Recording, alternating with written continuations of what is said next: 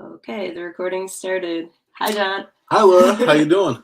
Good. I like being on the same microphone as you now, so we can kind of talk to each other instead of being, All we need is one mic. one mic. Yeah, exactly. So, this is the last episode of season 7, which was kind of a short season, but yeah, I wanted to kind of talk with you about what's happened over the past couple of months. hmm And yeah, what you've learned this season. I guess it was a little bit shorter. I didn't really do many live interviews, and post them, but I did talk a lot about my book, and then I recorded a few of those. Like I was on Jim Anderson's radio show, so I did a lot. Yeah. You wrote a So book. so yeah, what was the season like for you? And you were a little more I involved. like the season. I think it definitely shows your love and appreciation of water and people who are dealing with the ways that our whole water system is reacting to how much we've abused it long term. So I think about Market Booster, this one that's coming up. I think that your book is an extension of your podcast, and this really goes into depth and more about like you and who you are, and we all see a little bit of that in your episodes, but much more in your book. And so I think the episodes about your book are cool.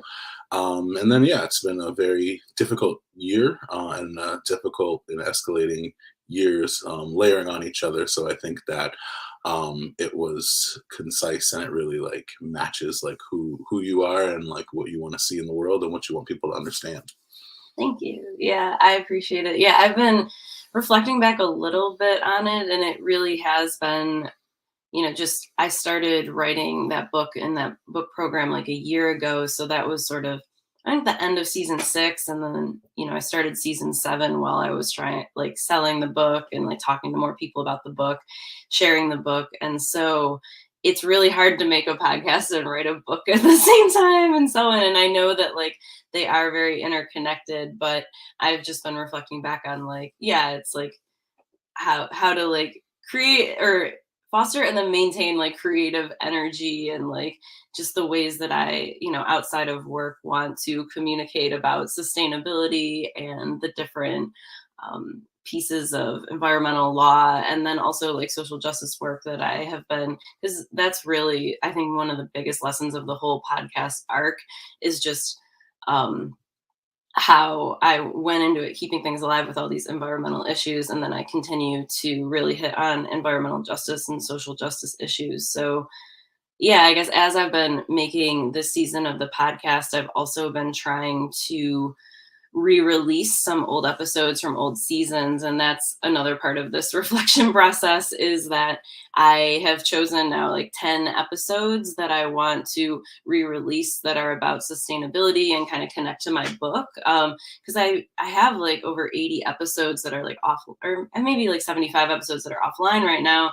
So I'm trying to like re-release them in themes, and I have these sustainability ones, but I know that there's going to be a social justice re-release. I want to do some. I have 2 episodes about Afrofuturism that I want to Mhm. release in February.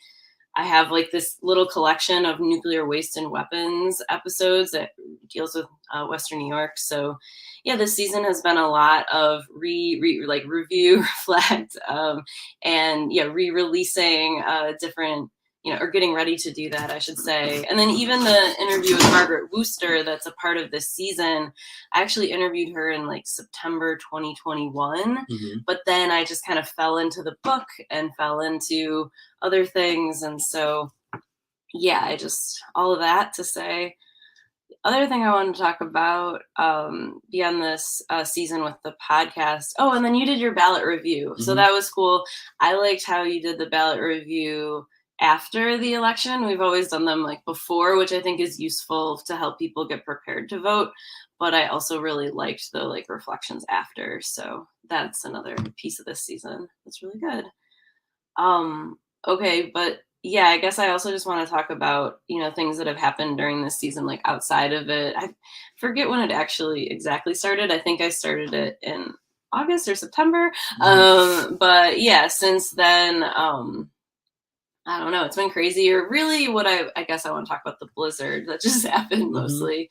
What do you want to say about it?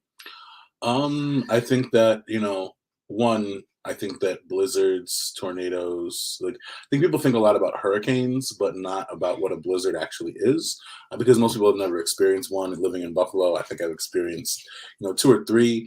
Um, but I think I really want people to like land that, like, it's like a hurricane with water, and I think that it was You know, ice or or snow. with So, snow. yeah, Sorry. yeah, yeah.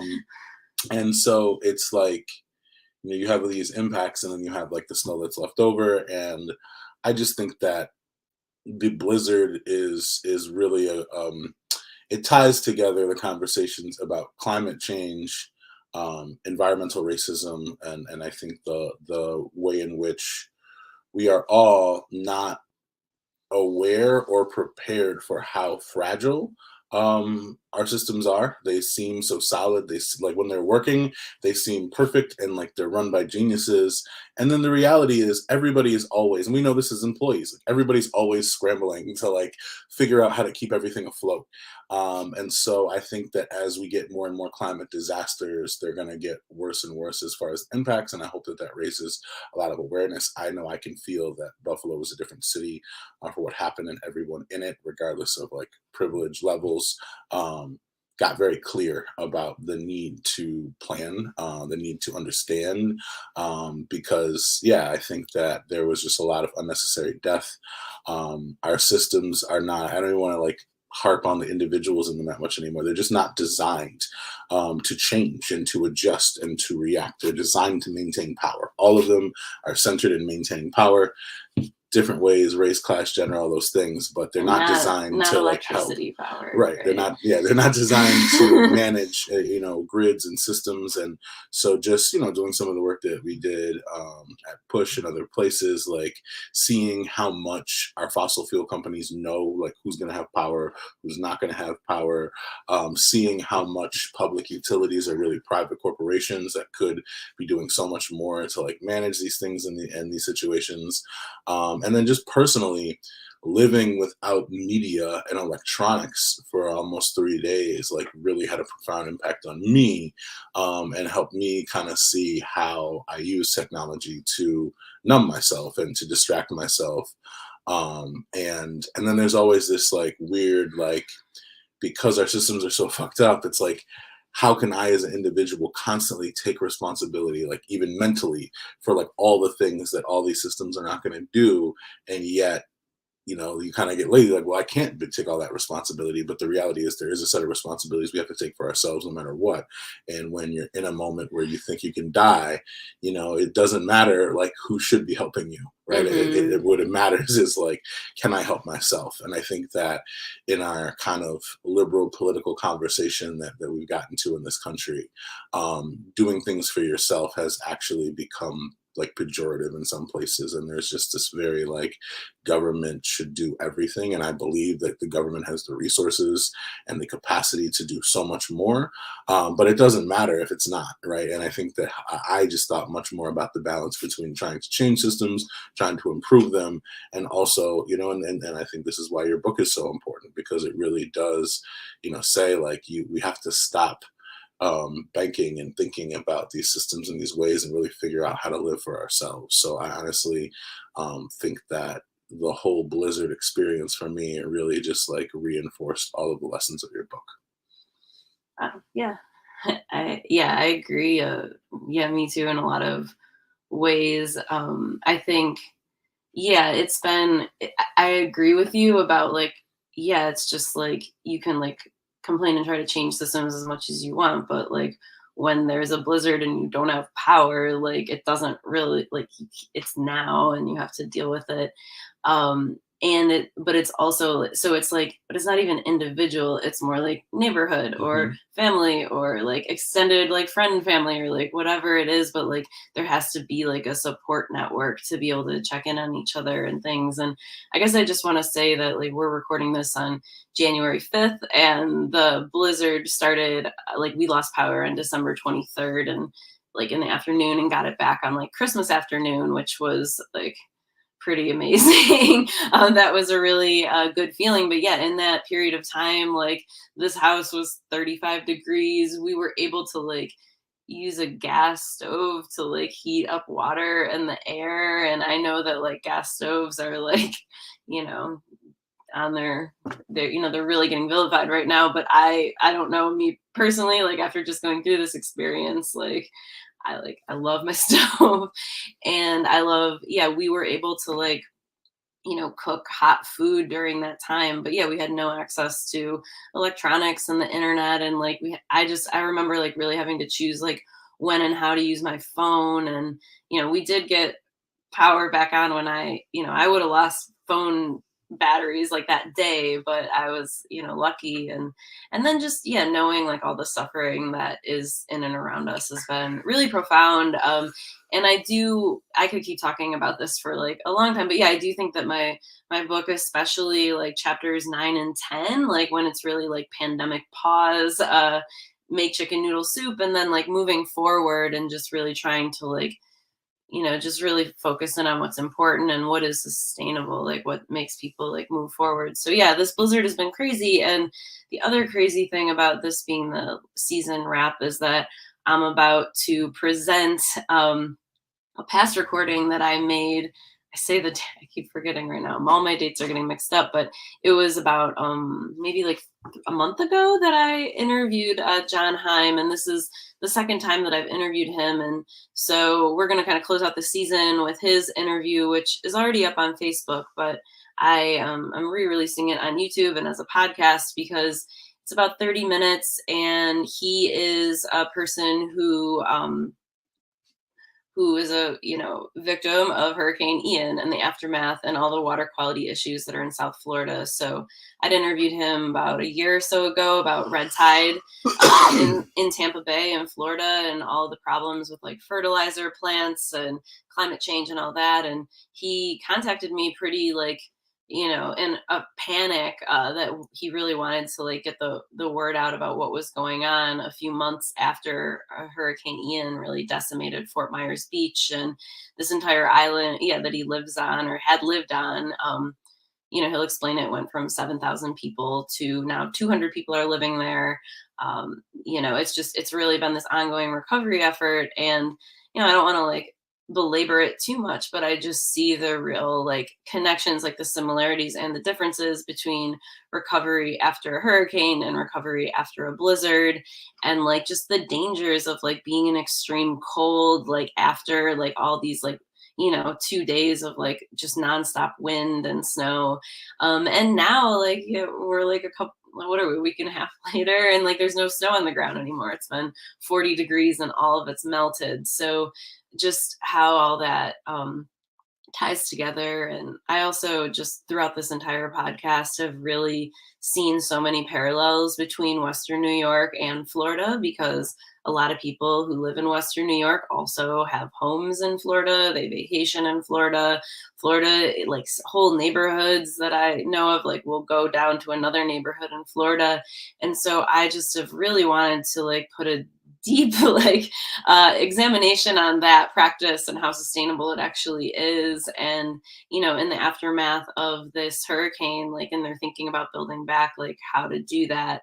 And then also like as Buffalo recovers from this blizzard, like how do we do that? Like yeah, my livelihood depends on the internet, and I'm like a remote worker, and I just know there's like two little plugs that like are, you know, my whole internet and my whole livelihood. So, you know, what does it take to like really survive in this moment and to like be resilient and actually like live and thrive in this moment, not just survive it. So, yeah, what did you think? You listened to the interview that I had with John yesterday. You know, what did you think of it? One, I just want to say, as long as our lives are dependent on the internet, there will be no sustainability or justice. And Yeah, being snowboard is not sustainable, right? The right. amount of travel and the amount of privilege we have to like want to move and live wherever we want are really problematic. And I really like the interview. I like John. I think that he is clearly a survivor and someone who has learned, you know, and really self-advocated and learned how to survive.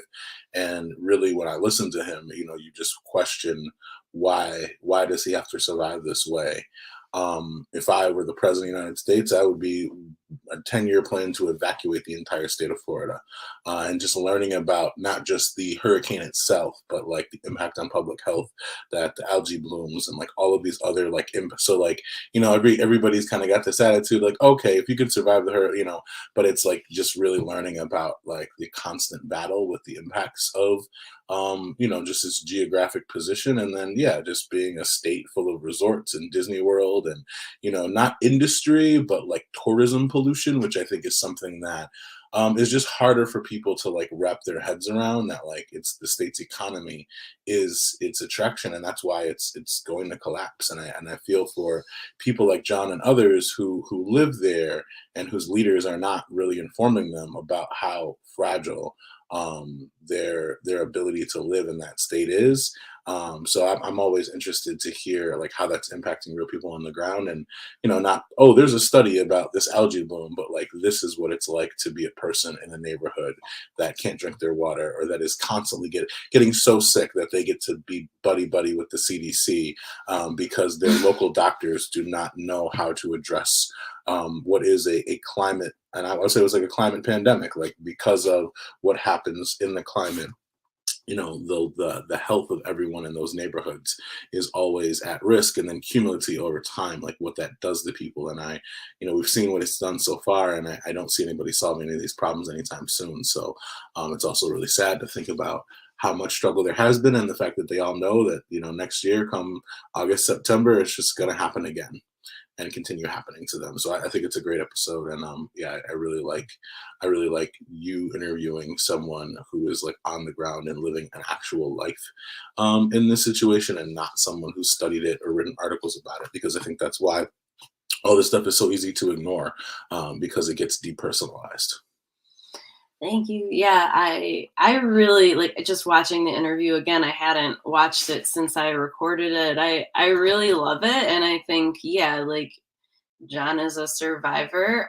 There's definitely, I just want to say, like, since I've posted the video, like, there have been some like comments and controversy about like things that he's done, like, to his family or financially or whatever. And I just, to me, it all just like backs up like what he's saying in his interview, that he has like, suffered a lot of like PTSD and mental health issues from this cyanobacteria, like air quality thing that happens, and that's part of the red tide. And then he explains how cyanobacteria is also here in the Great Lakes. There's algae blooms every summer, especially in the western part of Lake Erie, and this is like, actually, it's a water and air quality issue at the same time. And then it's a neurotoxin that makes, I mean, he talks about like all of the mental health issues that he suffers. And then just, yeah, he really like that there are so many people still on the ground, like living in tents, like relying on a church to feed them meals every day. And he himself is a climate refugee. So I just, yeah, I want to say, like, I believe him. I can see how much he's suffering. And like, it's really, yeah, horrible that like people who have been living in Florida their entire lives and have just been, back and forth on a lot of things, like it's very clear that like, yeah, there a lot of responsibility is putting on them when they're already like suffering a lot. And so, I'm sure that like he has hurt some people, and I'm sure that he has helped some people. And I really do see how all of these environmental and climate issues are like interconnected. They impact people's mental health and how we all treat each other. And it's just like, it's really heartbreaking. And then there's also like real parallels. I mean, that's what I'm really like, happy that I interviewed him. I wish I didn't have to talk about a blizzard right now, but like it just all seems very connected and fitting. And yeah, just we really do need to be like relying on each other more, trusting each other more, and then just like giving each other more like support and understanding. And also, yeah, I that's all I'm gonna say. But I really do.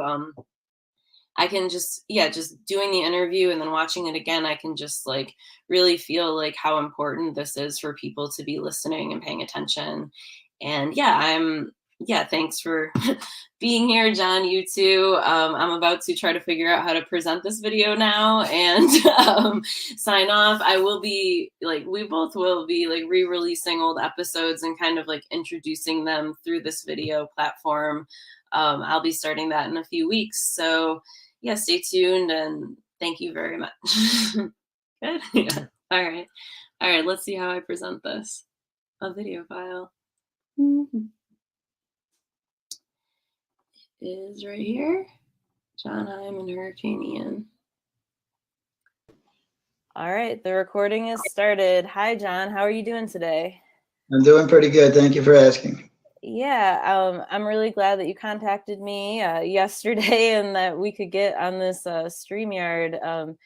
I know that we talked last year about the red tide. And so can you just tell me a little bit about, yeah, who you are, what your background is, just a little bit, and then where you are right now? Sure. My name is John G. Heim. I'm the leader of a group called the Southwest Florida Clean Water Movement based out of tiny Fort Myers Beach, Florida, 7 Mile Island. It was decimated by Hurricane Ian just recently.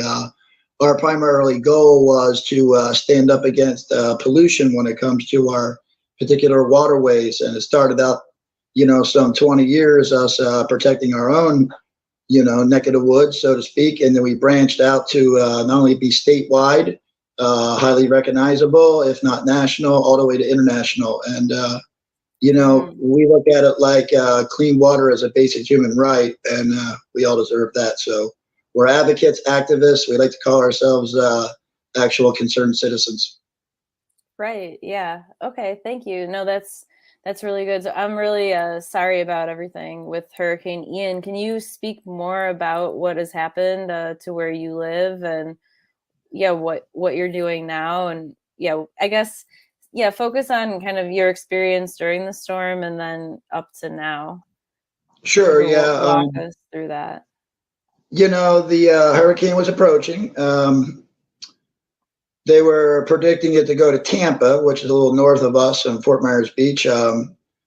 So evacuation when it comes to the, leaders, elected officials, county commissioners, was hesitant to put a warning out to evacuate. A lot of people did stay as a result.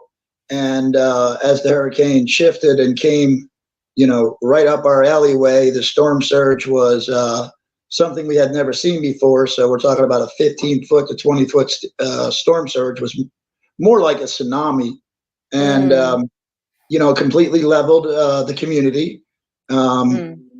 Tons of fatalities in the sense that I think we're up to 170 now when it comes to Lee County, especially the beaches and the barrier islands. For me, particularly, my story was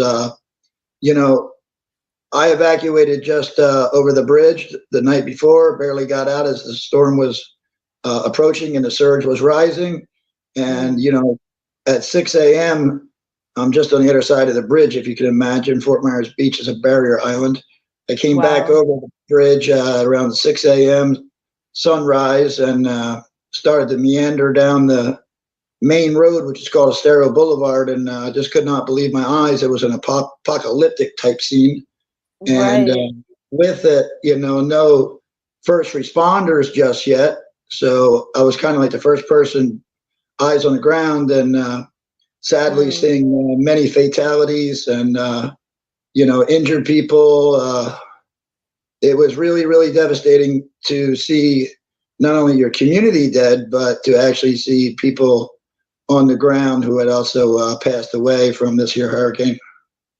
Wow. Yeah. And I'm so sorry. And that's a very, very intense experience. So we're recording this on December 14th, and this happened at the end of September, right? Like right into October.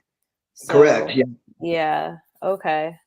Wow. That's a lot. So what's been going on since you came back to all of this devastation? Okay. So, about a good 8 weeks, if not, longer, had passed since the storm. And, people are in a rush to build back, of course. And that's just not going to happen.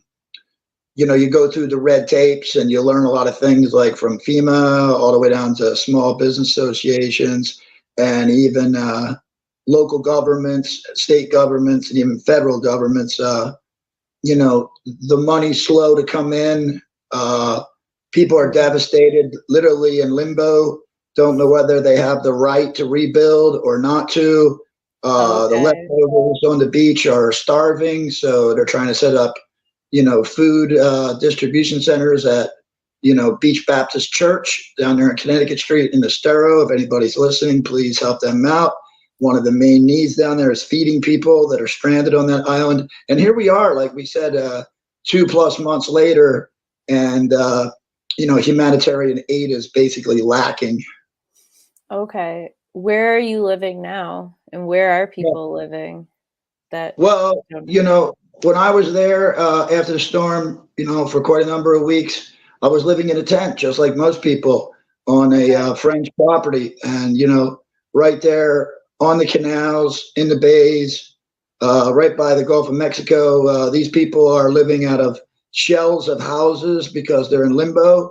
And with it, not just the stress of people not knowing, what to do, and living in such squander.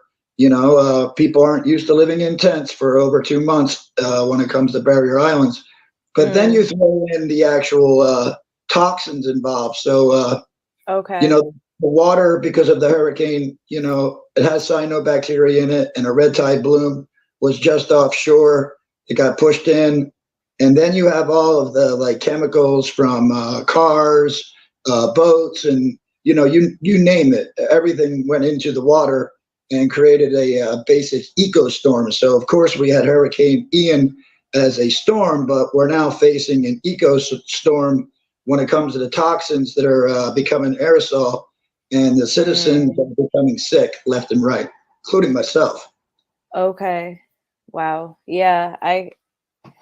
I've definitely, I've seen after the levees broke, and, think a lot of stuff about different hurricanes, and there's always the storm itself that kind of gets caught on news, but then there's everything that happens afterwards. And I know that there's just years on years of hurricanes without, adequate support that just doesn't get covered. So I'm glad you're talking about this. Is there any other information that you want to share about, I don't know, relief efforts or availability of aid for people that might be listening, or ways that people could support either people that are near you, actually on the ground, or people that are listening to this, I'm here in Buffalo, New York. Well, anybody that's listening, it doesn't matter if you're near the geographical area of the hurricane hit or far. There's a staging ground, and that is the Fort Myers Beach Baptist Church. And they have FEMA tents there. They have, psychological tents there for people that are suffering PTSD and trauma, and showers and such like that. But the thing that we're really calling out is, Beach Baptist Church is single-handedly trying to feed 300 meals a day, for lunch, and then 300 more at night.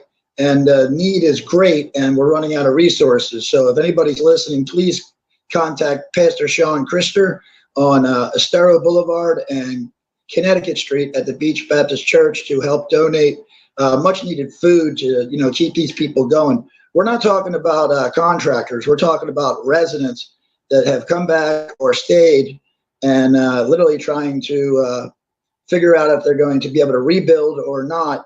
And in the mix of it, there's no food. So there's no grocery stores open. Everything was demolished. You can imagine trying to go through a 24-hour period with no food.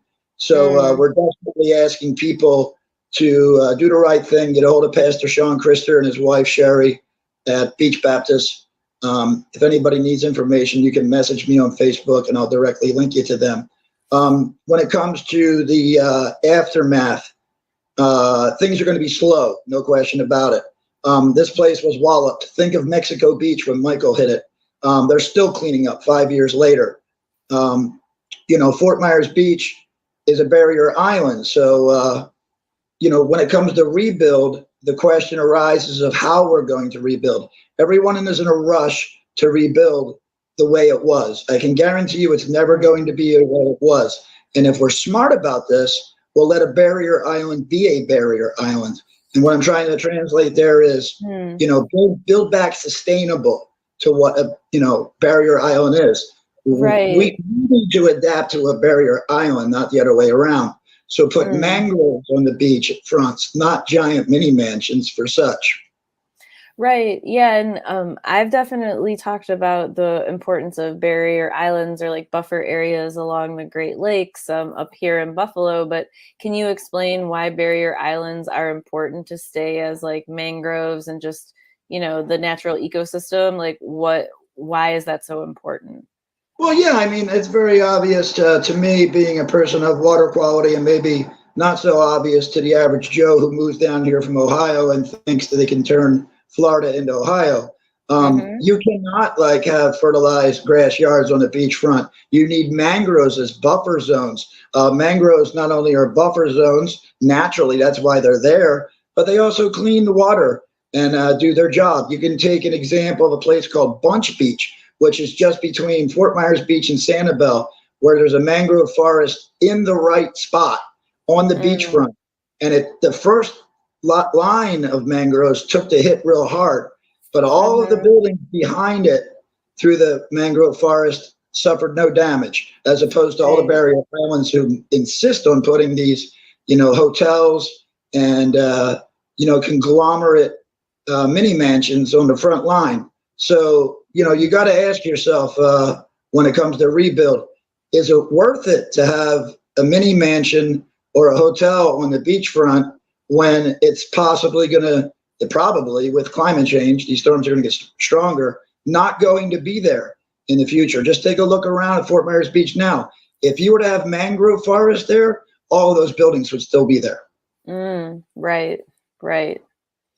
Yep, exactly, because it absorbs so much of the energy of these storms and like yeah, everything. It's like it's made to move. They're made to move and they're made to absorb shock and like high intensity weather. So yeah, I've always thought it's absolutely wild that yeah, I mean I learned in college that you're not supposed to build up in, floodplains, but everywhere I look it happens. So and then I mean, Florida's the worst. it was a time bomb ticking for our coastal region. Mm, In the FEMA, disaster map, we're right there. We're below sea level. How mhm. long do you think you can get away by bringing in conglomerate, you know, uh, multi-million resorts like Margaritaville before Mm, Mother Nature finally has the last word? right, exactly. Okay. Um, I definitely one of my questions for you is how has Hurricane Ian and the aftermath affected the people of South Florida? I'm also curious about like how big of a region. I mean, you've mentioned like these barrier islands, but then how far, like what other places in Florida? And I'm also curious about like plants, animals, and wildlife, and yeah, what's kind of going on in the ecosystem. Okay, so that's a great question. Fort Myers Beach, for example, is a 7 Mile island. The storm pretty much stretched from Barefoot Beach, which is in Bonita Springs, Lover's Key area, one of the Okay. most world renowned state parks. And it stretches all the way up to about Inglewood, Florida. You're talking Mm, about a good 100 miles of devastation here when it comes to the okay. coastlines and the surge. But the surge was more prevalent on Fort Myers Beach. So, Mm, you speak of like, how is it coming back? Um, Not so well, to be honest with you. The geology, the geography of the beach itself was absolutely torn up and mhm. reconfigured. The infrastructure in the roads was ripped up, and the pipes are sticking out of the ground. So absolute, devastation. Now, when it comes to the wildlife, what we're seeing is because there's no people, obviously, on the island, very few. It's usually a consensus report that about 7,000 people live annually on Fort Myers Beach, and there's Oh, about okay. 200 to 300 people there right now. And with that, Oh, there's incredible chance and obvious recognition that the wildlife is healing itself. The trees are growing back, the mangroves immediately grew back, the birds are mm, coming back, the dolphins are there, and such like that. But even okay. with that said, the water is so polluted. One question, Right. you know. I was going to ask you about that because I know when we talked about red tide before, its impact on wildlife was huge, but that does sound a lot like a lot of the like, you know, initial COVID quarantine reports of like a lot of animals coming back like incredibly quickly when things stopped with people.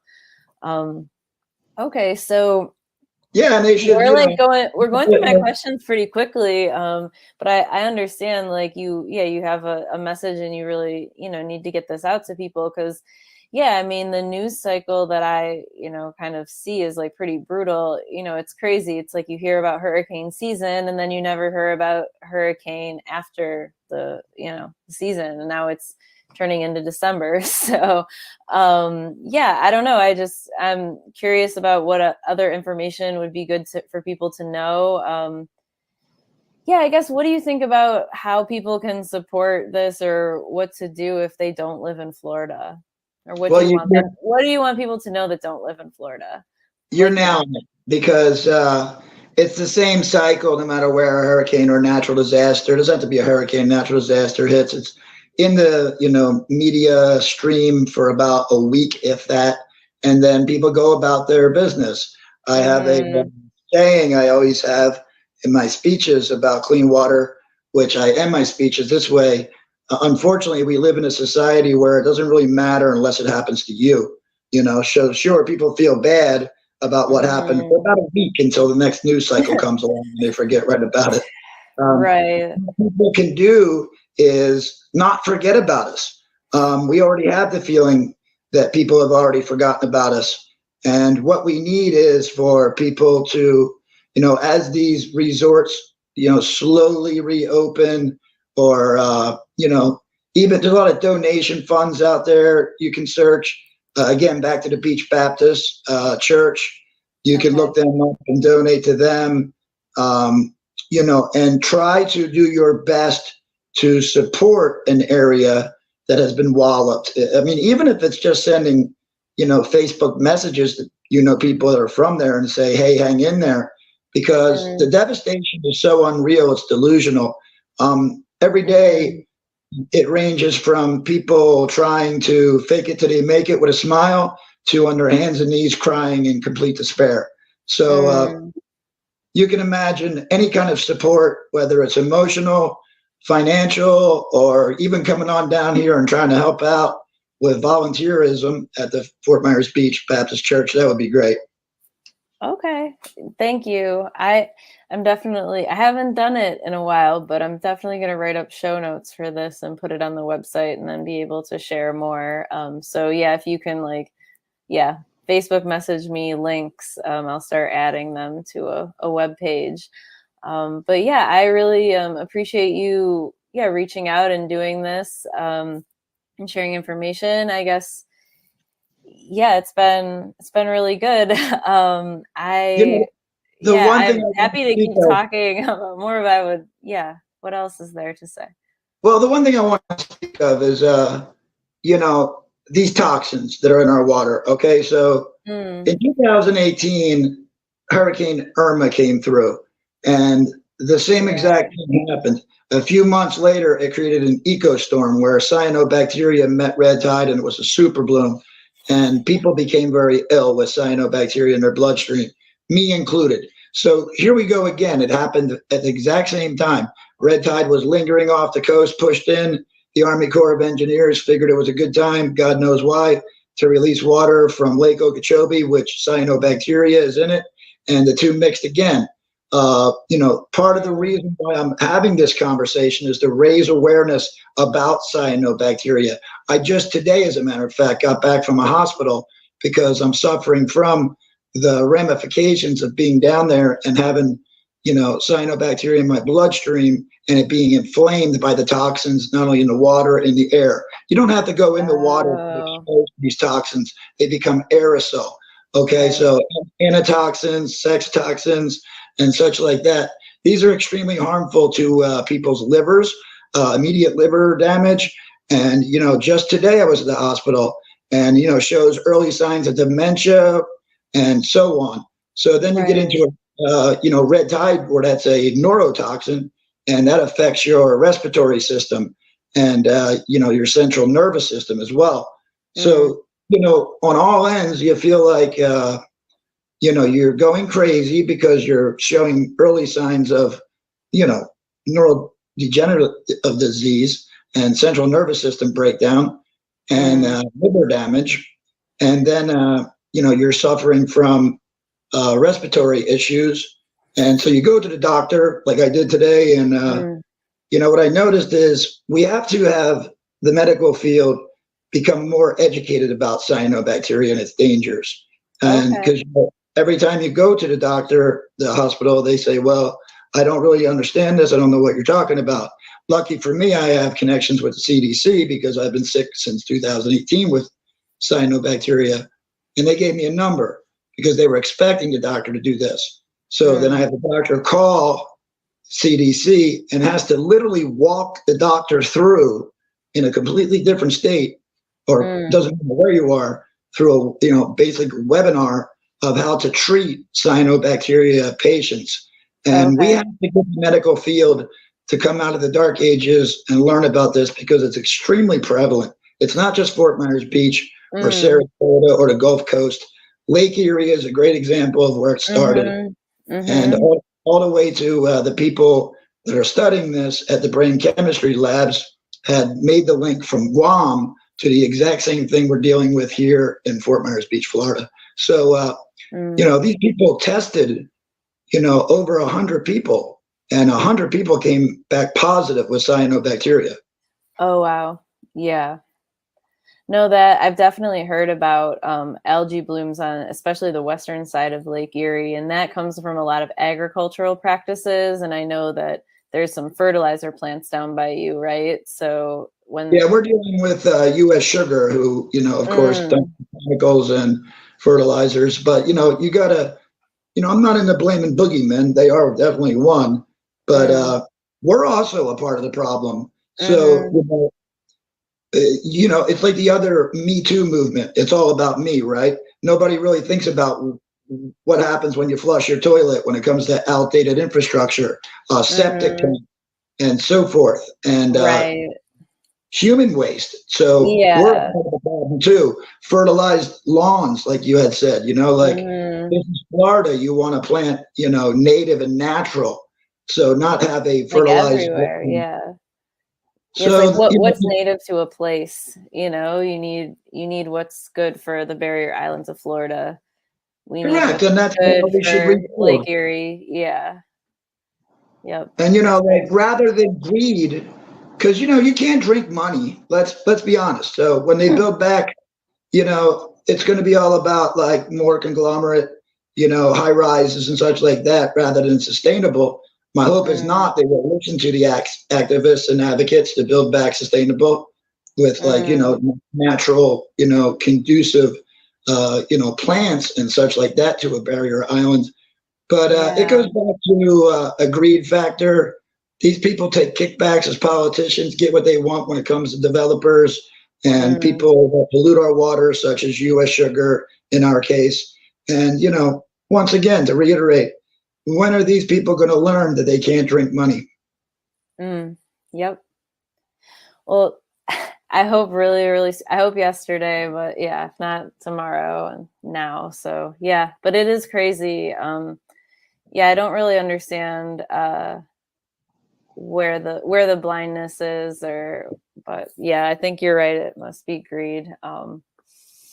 Trauma, there's systems, there's so many things. I've been thinking about it a lot up in Western New York. I mean, we have a huge legacy of steel production and lead pollution and a lot of environmental justice issues, but it's really interesting how it's terrible how environmental justice can really, it's everywhere, and it kind of shows up differently in different places, but there's always overlaps. And I think people without a lot of ability to without a lot of money or power they're suffering the health consequences and life consequences. But we should never, as the little guy, stop fighting back, because let's face it, politicians, they're beholden to special interests when it should be the other way around. They should be beholden to the constituents. So there's a lot more of us, to Yeah.